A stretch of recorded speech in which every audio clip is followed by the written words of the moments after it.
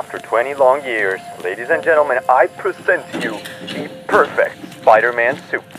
Spiderman brand new day में Spiderman का ये सूट अब तक का सबसे बेस्ट सूट बताया जा रहा है और इसके मेरे पास 3 रीजंस है। रीजन नंबर 1, 2002 में जब हमें सबसे पहला स्पाइडरमैन सूट दिखाया गया था तो वो टोबी मैगवायर का था, जहाँ ये स्पाइडरमैन के सूट का अब तक का सबसे बेस्ट कॉमिक बुक अडेप्टेशन था, जहाँ इसमें pointy lenses, comic accurate colours और भाई रेस्ट वेबिंग थी, जिसके हर पीस को $50,000 लग रहे थे। जहाँ इतने पैसों से तुम पुणे में 3 BHK अपार्टमेंट ले सकते हो। जहाँ ऑडियंस को भी ये बहुत पसंद आई और क्रिटिक्स ने भी इसको एक परफेक्ट कॉमिक बुक अडेप्टेशन माना। और बाकी सीजीआई सूट के जैसे नहीं, बल्कि टोबी मैगवायर ने मूवी की शूटिंग के दौरान ज्यादा से ज्यादा समय तक इस सूट को पहन के रखा था ताकि मूवी में प्रैक्टिकलिटी नजर आए, क्योंकि भाई किसी भी सुपर हीरो सूट की सबसे आइकॉनिक बात होती है कि वो सूट रियल है या नहीं। पर फिर आता है 2004 जब हमें स्पाइडरमैन 2 देखने को मिली, जहाँ इस मूवी में उन सभी प्रॉब्लम्स को फिक्स कर दिया जो कि स्पाइडरमैन 1 में नजर आ रही थी, जैसे कि कलर्स, पैडिंग और स्लिक डिजाइन। और ये उन्होंने किसी सीजीआई तरीके से नहीं किया बल्कि किया प्रैक्टिकल तरीकों से,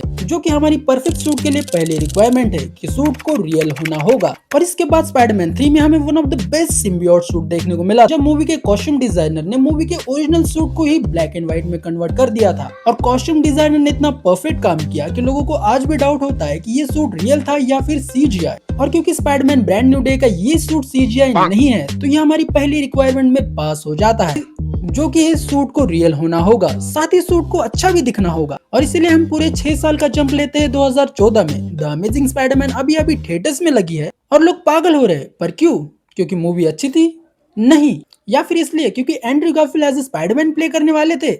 वेल नहीं, लोग पागल हो रहे थे स्पाइडरमैन के इस नए सूट के लिए, जहाँ ये स्पाइडरमैन का सूट थोड़ा सा ज्यादा मेनेसिंग था, डार्कर कलर्स, पॉइंटी आईब्रोज और बहुत ही थिन पैडिंग से। पर फैंस इतने ज्यादा खुश नहीं थे क्योंकि ये सूट कॉमिक से एकदम ही अपोजिट था, जहाँ भाई डार्कर कलर्स के साथ स्पाइडरमैन स्नीकर्स पहन रहा है। पर इसके पीछे डायरेक्टर की एक स्नीकी स्ट्रेटजी थी। डायरेक्टर का कहना था कि पीटर पार्कर एक रिसोर्सेबल बंदा है जो अपनी आसपास की चीजों को इस्तेमाल करके कुछ नया बना सकता है, और इसीलिए इस स्पाइडरमैन का सूट ऐसा दिखता है। और यही सबसे बड़ी प्रॉब्लम्स थी, जहाँ एक लॉजिकल रीजन तो लग रहा था पर कुछ फैंस को ये पसंद नहीं आया, और इसीलिए द अमेजिंग स्पाइडरमैन 2 में भाई सूट को चेंज कर दिया। एक लॉजिकल और रियलिज्म को हटकर सूट को गुड लुकिंग सूट बनाने में लग गए, और इसीलिए इस सूट में ब्राइट कलर्स, थिक पैडिंग और पॉइंटी आईब्रोज थे, जिसकी वजह से अगली स्पाइडरमैन मूवी में ये लोगों को काफी ज्यादा पसंद आया और लोग इसकी तारीफ करने लगे। पर फिर स्पाइडरमैन होमकमिंग में टोनी पीटर को एक स्लिक डिजाइन वाला सूट दे देता है, जो कि दिखने में काफी ज्यादा अच्छा लग रहा था, पर इसके अंदर जो टेक फीचर्स थे और जो एआई इंटीग्रेटेड था, इसकी वजह से ये सूट स्पाइडरमैन का कम और आयरन मैन का ज्यादा लग रहा था,